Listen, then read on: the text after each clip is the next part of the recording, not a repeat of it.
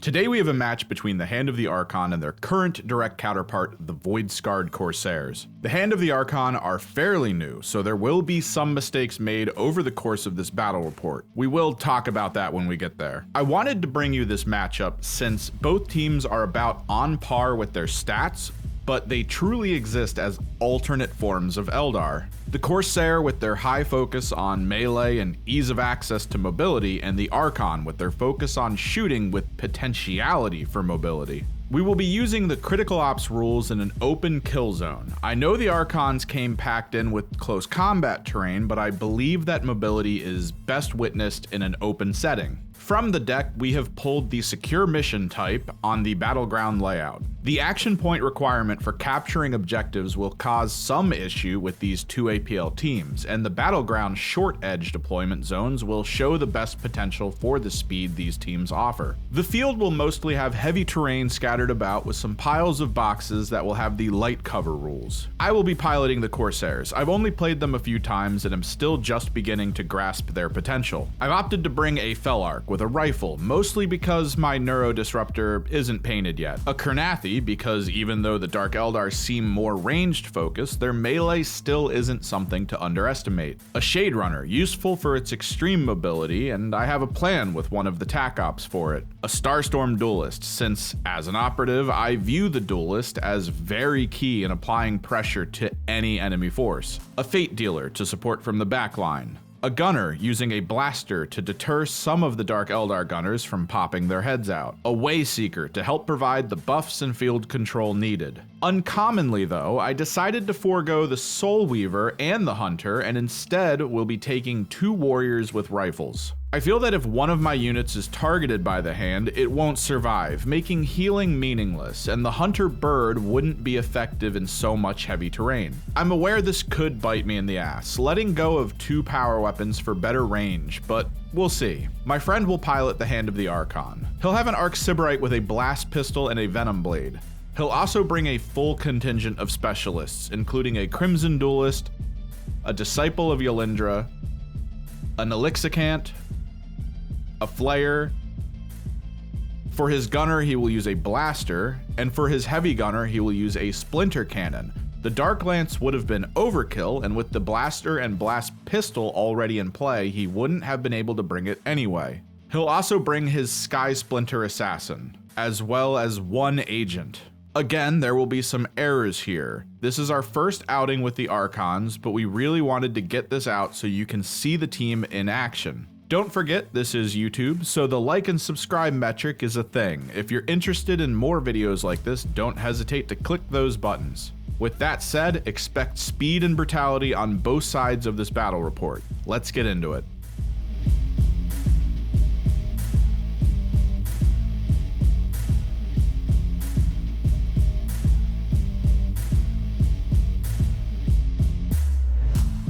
Initiatives rolled and the Archon take it. Choosing attacker, the Corsairs are faced with setting up. In the critical ops rules, this isn't as bad of a disadvantage for them, since they can redeploy 2 units if need be, making their opening setup of 3 units possibly baitable. Before setting up though, my friend declares his team's pre-game functions. His Elixicant will be providing the bonus 1 inch to movement. We're still a little wary about the wording of the 6-up Feel No Pain, but we did want to test the benefit in the movement bonus here. His Sky Splinter Assassin will also be providing a game-long debuff to my sniper. If I ever manage to roll a 6 to gain a crit, I am forced to re-roll it. This is a very strong debuff against most snipers in the game, since their guns are usually designed around needing crits to truly deal some damage. Barricades are placed near the forward capture points on both sides, and the Corsairs open by placing a warrior on the northern and southern side in engage order, and the Fate Dealer near the middle in conceal. The Hand place an agent in mid, an Elixicant in the north, and the Disciple to the south, all in conceal. A Wayseeker is placed near mid on the Corsair side to try and cover both avenues with his support. The Shade Runner is placed far to the south and the Carnathi to the north, all in conceal. The Hand's Arc Sybarite is put to the north along with the Crimson Duelist, and the Flayer is placed to the south, all in conceal. The Felarch, accompanied by the Starstorm Duelist, to reinforce the southern half, and the Blaster is placed in back position in the middle of the map, all conceal. The final group for the hand consists of the Splinter Cannon, Heavy Gunner being placed on the southern wall, and the Sky Splinter Assassin and Blaster Gunner being placed on the back wall in mid. The Assassin is set to conceal, and both the gunners are set to engage. I decided to forego the redeploy option with the Corsairs. I have to conserve these command points for the fight to come. The scouting phase has the Corsairs using Infiltrate and the hand picking Recon, giving the Corsairs first activation. The hand agent is dashed up to a forward position in mid, and the Corsairs will be able to switch one unit's order in the first turn. Setup phase complete. On to the turn 1 strategy phase.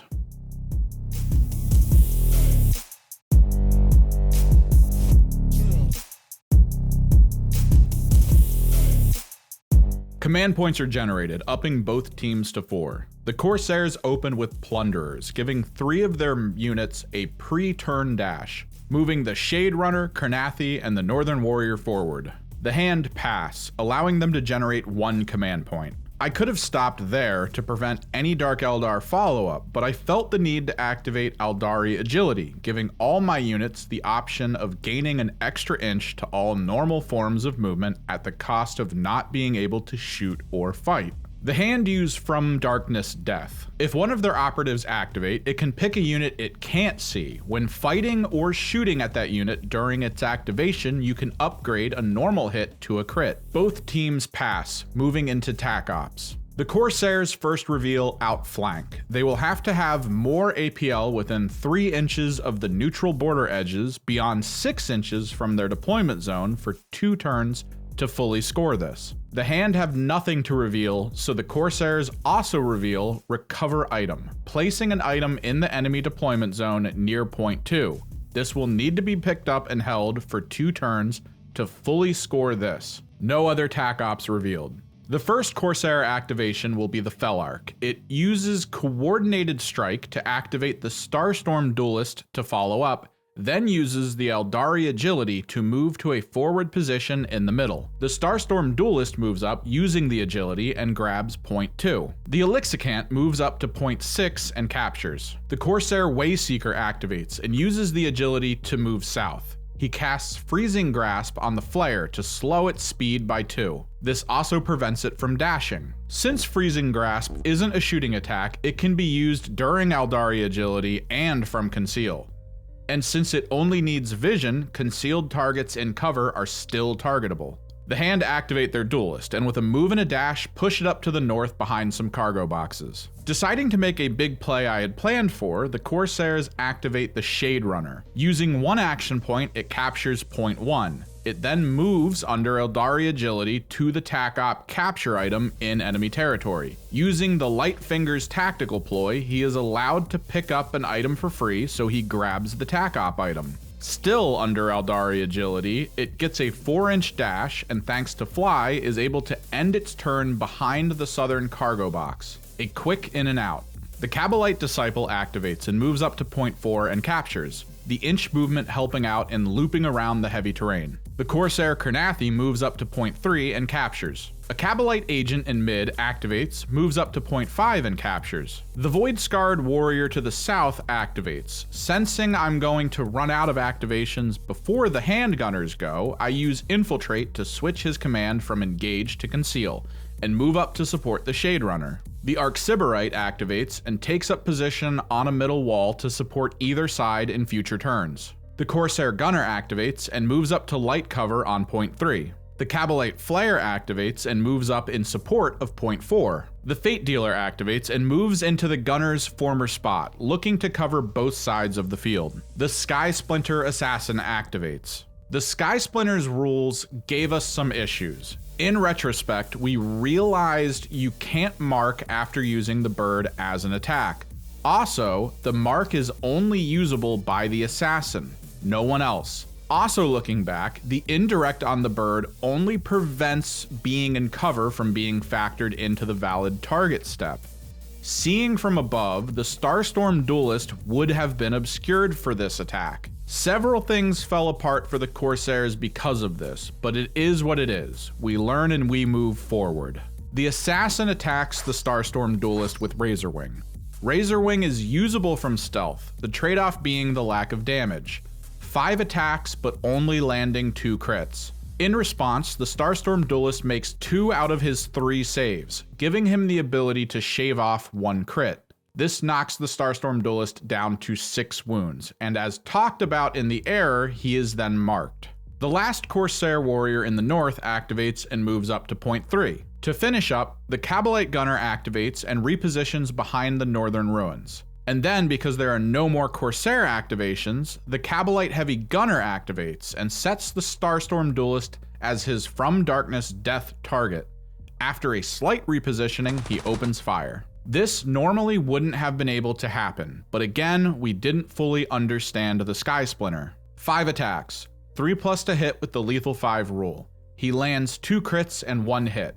The hit is upgraded to a crit for a total of 3 crits. I retain 1 save from the cover I am in, and attempt to roll at least 1 save and a crit to live. Sadly, double ones. The Cabalite Heavy Gunner gets a pain token from the fallen Starstorm. Again, the Starstorm Duelist wouldn't have fallen to this had we known. Something to file away for future games as turn 1 comes to a close.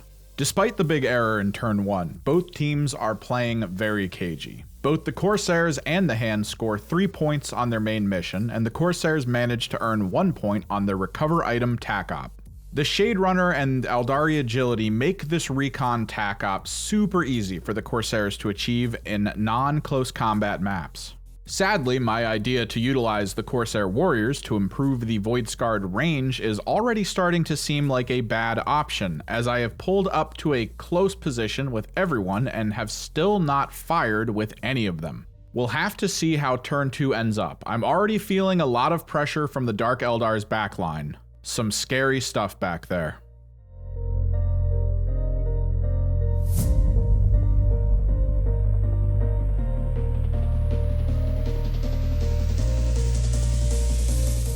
Initiative rolls end in the Hand's favor, 5-3. In the strategic phase, both teams generate a command point. The Hand pass in order to generate an extra one. The Corsair use Outcasts. This allows them to retain a miss as a hit if they also land a crit in either shooting or fighting. In response, the Hand used the Devious Scheme tactical ploy. If I plan on using Outcasts again, it will cost me 2 command points instead of 1. Fun fact, this can be used on the command reroll tactical ploy. Just some food for thought. The Hand use From Darkness Death again. The Corsairs pass, the Hand then use Blade Artists, which gives all their melee the Rending rule. Corsairs continue to pass, and the Hand pass, ending the strategic phase. In the reveal step, the Hand reveal route. They will have to kill a unit of mine within 6 inches of my drop zone. They will have to do this again in a following turn to get the second point. The Corsairs have nothing to reveal, and the Hand have no more side missions to show. The Cabalite Flare takes the first activation of turn 2. It swaps to engage and charges, taking full advantage of its +1 to move to put itself in combat with both the Shade Runner and the Corsair Warrior, choosing to fight the Shade Runner for a fairly good matchup. The Flare having the Toxin coating gives it the exact same combat stats as the Shade Runner: 4 attacks, 3 up to hit, 3/5 damage line, relentless, lethal 5. But the benefits from the strategic ploy also gives the Flare a form of double rending. When all relentless rolls are done, the final count is 2 crits and 2 hits from the Shade Runner. From the Flare, 1 crit and 3 hits gets upgraded to 3 crits and 1 hit. The Flare pushes a crit. The only response I have is to push a crit as well, and then the Flare finishes with yet another crit. Normally the Shade Runner would deal 5 damage, but the Flare's ability to reduce damage it takes by 1 down to 1 from any weapon's damage stat means he only takes 4. The crit and the kill allows the Flare to generate 2 pain tokens for the fight, 1 point on route. The Corsair Felarch activates, switches to engage, and opens fire on the Heavy Gunner. 1 crit and 3 hits gets upgraded to 2 crits and 2 hits due to rending. The Cabalite retains a save from cover. He will need 2 saves or 1 crit at least to survive the shots, failing both. From the mistake in turn 1, the Cabalite Heavy Gunner had generated a pain token. He uses it to re-roll 1 failed save for free. Getting a crit on the reroll means he survives with 1 wound. The Felarch then charges the Flare to get out of line of sight of the oncoming fire he will most likely face in retaliation. The Sky Splinter Assassin activates. Our turn 1 error persists as he marks and attacks the Corsair Gunner with Razor Wing. Again, this would have been impossible with the obscuring terrain his cover line is passing through, but it is what it is. 5 attacks, 4 ups, 3 hits, and a crit. With 0 saves, the Gunner takes 5 damage, down to 3 left. Wounded by our lack of understanding. Since I at this time was of the belief the Gunner is basically dead at this point, I activate him in engage and send him on his last run in an attempt to cause some pain on the nearby agent. Move, dash, and shoot within the 2 inches to override the cover and allow the shot to be taken on the concealed unit. Wounded means he is hitting on 4s, but with the AP2, the agent will only get 1 save. Sadly, only 1 hit, which is immediately saved. The Corsairs are now firmly off the rails. It will take some miracle plays to pull back the high-profile losses. The Hand activate their Crimson Duelist and charge the wounded Gunner. An easy kill. With the Wicked Blade equipment, the Duelist has 5 chances to roll a 2-up to do 4 damage to a 3 health unit.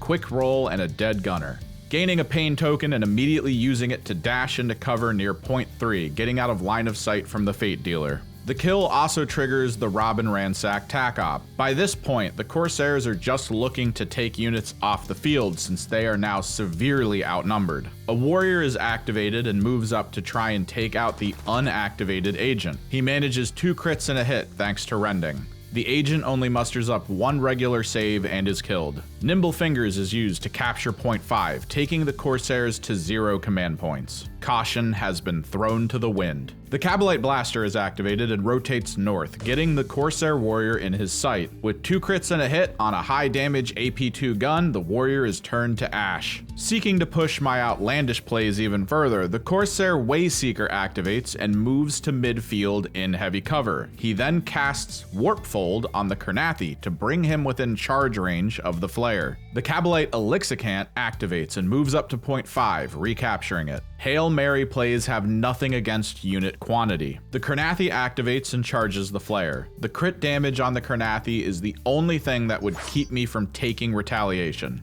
Mercifully, a crit is rolled and the Flare dies without being able to use his 2 pain tokens. This does, however, leave me open to what will quickly become the scariest ability from the Hand of the Archon. The Disciple of Yelindra activates and takes position on point 2, and from conceal uses its Torment Grenade. This is not a shoot attack, so it can be done from conceal. The grenade hits all 3 units, and due to their low armor save, only needs a 3+ to trigger the poison. Units are rolled for individually. The Warrior avoids the debuff. The Carnathi and the Felarch aren't so lucky. The reason this debuff is of concern is the game-long effect it triggers. Not only will the unit suffer 2 mortal wounds at the end of every round, they will also be considered super wounded as well. Super wounded provides debuffs that go through abilities that prevent modifications to stats. Most other squads that have access to the super wounded debuff can only use it from turn to turn.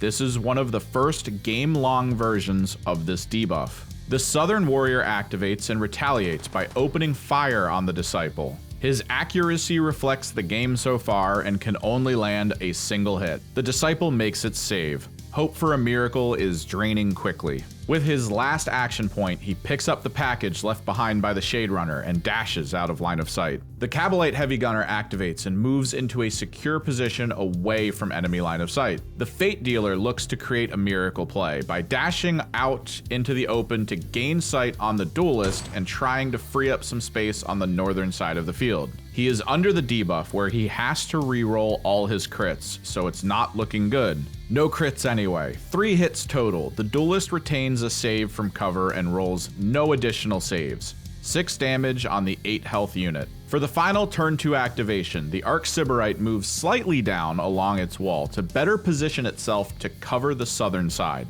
And with that, turn 2 comes to a close.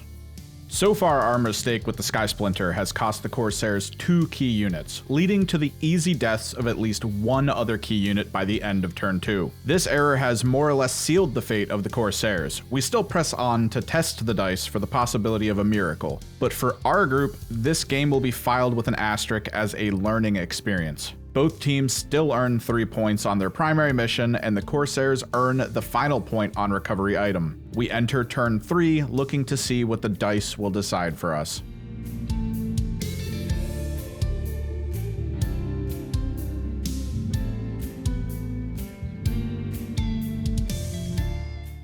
The Hand of the Archon roll a 1 for initiative, making the Corsairs a guaranteed first activation, even as I roll a 1 to tie it. In Kill Team, that just means the player that went second in the last turn will go first now. Both teams generate a command point and enter the strategy phase. Corsairs pass, seeing as nothing will really supply enough of an advantage at this point.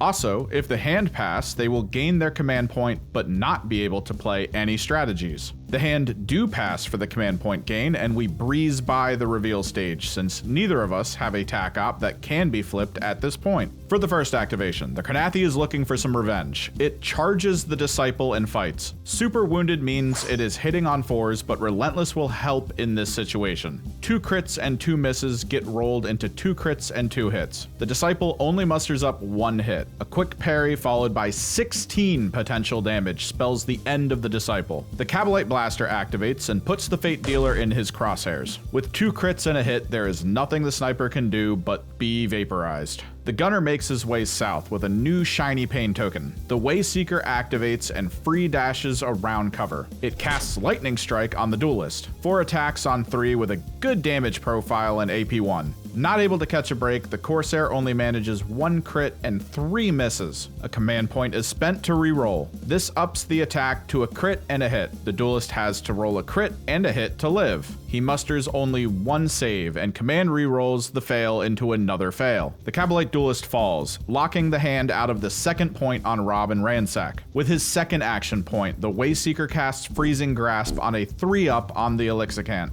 on point 5, reducing its move potential by 2. The Sky Splinter activates and switches to engage, targeting the Carnathi with its upgraded Shard Carbine. 4 attacks, 3-2, ceaseless, lethal 5 with mortal wounds 2. 2 crits and a hit and a miss. The miss is re-rolled through Ceaseless into another hit. No amount of saves is keeping the Carnathi alive. For his final action, he moves up to the wall by the Arc Sybarite. The Felarch activates and sets his nearby warrior as a follow-up activation. He takes aim and fires on the blaster. A crit and 2 hits with a miss, re-rolled into another miss. The Rending pushes the damage to 2 crits and a hit. The blaster rolls 2 saves, reducing the damage to 7 and surviving with 1 wound left. The Corsair warrior follows his leader up the supply box and zeroes in on the Gunner in the back. 3 ups to hit with Take Aim active. For a free reroll, he manages 4 hits. The Gunner has no chance of survival. The Cabalite Heavy Gunner activates and positions by a window to open fire on the Felarch, landing 3 crits and a hit with the enhanced splinter damage, using a command point to reroll the miss into a miss, due to the Heavy Gunner being wounded. Only making 2 saves, the Felarch still takes 14 damage and dies, revealing the Headhunter tac op. The hand will only score a single point on this since it wasn't achieved in the first 2 turning points. Overwatch is called on the Heavy Gunner from the Warrior. From the 4 attacks, a crit and a hit is rolled. Rending makes it 2 crits. The Heavy Gunner retains a save and rolls twice. He picks up another save and re-rolls the fail with a pain token, needing a crit save. Only gaining another normal spells death for the Heavy Gunner. The Arc Sybarite activates and rushes towards the Corsair warrior, unloading on them with its blast pistol. 4 attacks, 3s to hit, 4-5, AP2 at 6 range. A crit and 2 hits spells death to the last Corsair. The Elixicant activates and unleashes his Splinter Rifle on the remaining Corsair unit. 4 attacks on 3s, 2-5 with lethal 5, 1 crit and 2 hits. In response, the Wayseeker makes a single crit save, taking 4 damage. Having been beaten down over 3 turns, scoring is called. At the end of turn 3, both sides score another 3 points on primaries. Rolling for initiative in turn 4 would put the hand as first activation. It is determined that no matter what the Dark Eldar will max their primary tac ops by taking the 2 southern points, only allowing the Corsairs 1 primary point by the end. For tac ops, the Corsairs are at 2 on recover item, but are locked out of the rest since unrevealed is faction tac op 1. Basically, I need to be winning in turn 3 to get points on this. All 3 tac ops for the hand are also locked. Headhunter was achieved too late, Rob and Ransack lost the unit that achieved it, and unless I move the Wayseeker back, route is no longer achievable. So with that, we go to the final score.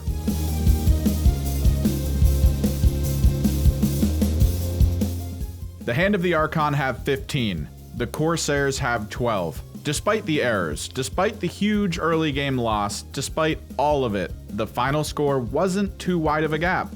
Let this be a lesson though. The errors around the Sky Splinter rules caused massive swings in kills early. Their survival would have forced alternative strats to be played and could have easily swung the game in favor of the Corsairs. As we all move forward in Kill Team, it is important to remember our mistakes and hope to not make them again. That is the only way to grow as players. If you enjoyed this battle report, don't forget to like and subscribe. Hopefully we can bring you all a rematch between these two factions down the road. If you're interested, I'll also have links in the description for my Twitter as well as our community Discord. I also stream on Twitch through the week with projects usually related to the games we play. Let me know in the comments as well if you're interested in seeing certain matchups or for me to delve into certain rules. I have many videos planned for this year that I will try and get through, so keep an eye out. Thank you all for watching. I am Kimmerix, and I'll see you in the next one.